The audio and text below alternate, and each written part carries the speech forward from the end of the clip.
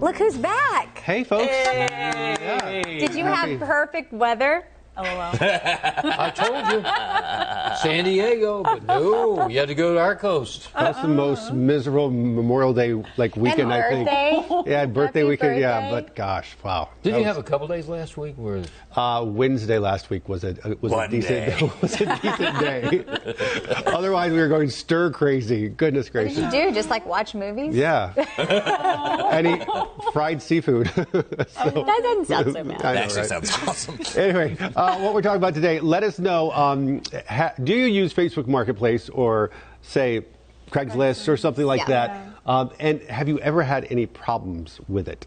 never had a problem with it. I never use it. I knew you were going to say that. Okay, show of hands, who among us has used one of them and have... 80%. Have you had any problems at all? Yes. Oh. Okay, I want to hear about it. Tease. I want to hear about. But first, let's get to a segment we did this morning about problems that some people have, because we talk about it a lot. Scammers that it's rent with opportunity. They're out here. Take a look at this. I saw this post on social media. Natalie B said, someone wants to buy something I listed on Facebook, and they texted me that they needed to send me a random code to validate that my post was real. She wanted to know if it was a scam. So let's verify. Our sources, Tom Bartholomew, president of the Better Business Bureau Charlotte and Facebook Marketplace. Bartholomew says this is most likely a scam, and the so-called buyer may actually be trying to take control of the seller's phone. Can then go in and set up a Google phone, but that generates a code, and it goes to whoever has that phone number then. So that code would come to me, and I'd see it on my phone. I'd say, "Oh, this must be about the Facebook Marketplace." I'd go ahead and enter that code that provides it to that other person as well, and now they have your phone. Bartholomew says that's when the scammer can make long-distance phone calls or even overseas calls without you even knowing. You're not going to know about it until you get your next phone bill. Under the Marketplace tab on Facebook, there are several tips and safety instructions to users. Under Protect Your Privacy, Facebook states don't respond to messages or emails that ask you to provide verification codes or account information such as your email or password. Once you're not using the tools that are available on Facebook Marketplace, then this is where the scammers step in and take advantage. Facebook says if you buy through Facebook by tapping Buy Now on the Marketplace listing, eligible purchases are covered by purchase protection, just an additional layer of security for transactions. So we can verify that, yes, if someone asks you to send them a validation code on Facebook Marketplace, it's most likely a scam. With your Verify, I'm Megan Bragg. Look, Megan always hit it answering that hard-hitting question. Joy saying, I never use either. But I want to hear Kia's story. Yeah. Oh, yeah. So it wasn't that bad. I didn't get scammed or anything. But what I didn't appreciate when I was selling my furniture to move here, because it made more sense to just sell it than move it. I was selling it on Facebook Marketplace, and I obviously couldn't find just a general meeting location for it, and so they had to come to my house, which I already wasn't crazy about because stranger danger. And I had two people, they had my address, but then they never showed up, and so thankfully, it just turned to be an inconvenience because we thought we were selling the furniture and then obviously weren't. Yeah. But when it comes to the Facebook Marketplace Messenger, you can't remove messages. So these people can just keep your address. And so, of course, me being me, I had to literally call Facebook and complain and ask, why. Did you actually talk to somebody on Facebook? No, I was on the phone for 2 hours. Yeah. So I had to submit a written complaint. But yeah, I thought that was the most terrifying thing.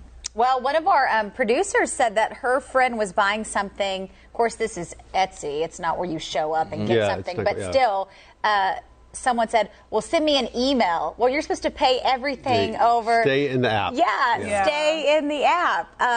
But I'm on, there's so many moms groups on Facebook where we can buy and sell things and leave stuff on our front porch. They put money under the mat, but they're pretty protective of people in the group. And like if someone raises a red flag and says this person didn't pay me, they'll remove them from. Kim, actually, we just donated some diapers within a mom's group, and this wasn't necessarily a problem, but also kind of do research before you sell things. I had this cast iron flower pot. We just wanted to get rid of it, and so all of a sudden I just threw it on there, like undisclosed price. And then the guy, as he loaded it in, I was just like, oh man, I don't know if I should tell you. I was like, this is an antique pot that's worth at least $300. It goes on, just making me feel terrible. And you sold it for how much? 30.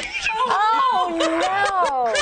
Oh my God. Sis! I was just like, we just wanted to get rid of it. I was just like, oh, $30, that's great. No, it was. I do that sometimes too. So you really scammed yourself. I scammed myself. Poor Chris. So I haven't sold anything since because it's still gonna stay. Well, people do that all the time, though. They just want to like clean out, get rid. Just take this away. Well, and we do stories about this all the time, and how ripe it is for sort of people taking advantage of you. But you can do it at a police station. They recommend sometimes doing it. But to Kia's point, if you have like furniture or something, like you're not going to do that. To the police station. You're not going to do that, especially then they don't show up or something like that. Right. We've sold a few things, and I guess maybe being in the business, I've always worried about, oh my gosh, this is going to be really sketchy and shady, and they're coming to the house, and but every single time it's been fine. Perfectly pleasant, nice people who are like, hey, how you doing? And it's been a grandma and her grandson. Or and honestly, it's always been very nice, pleasant people, and never once walked away was like,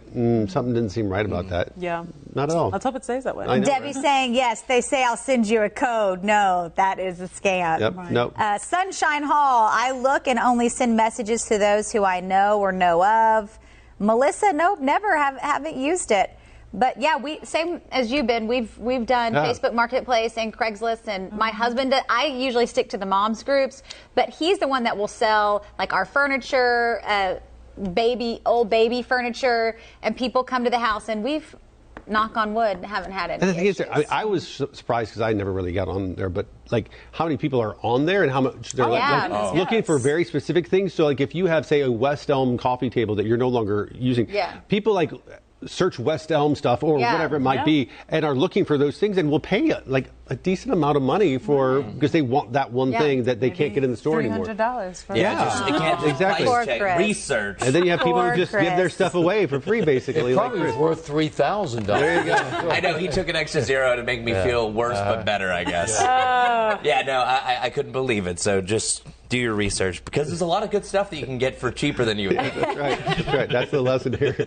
All right, folks, let us know. And we'll see you back here tomorrow morning for another edition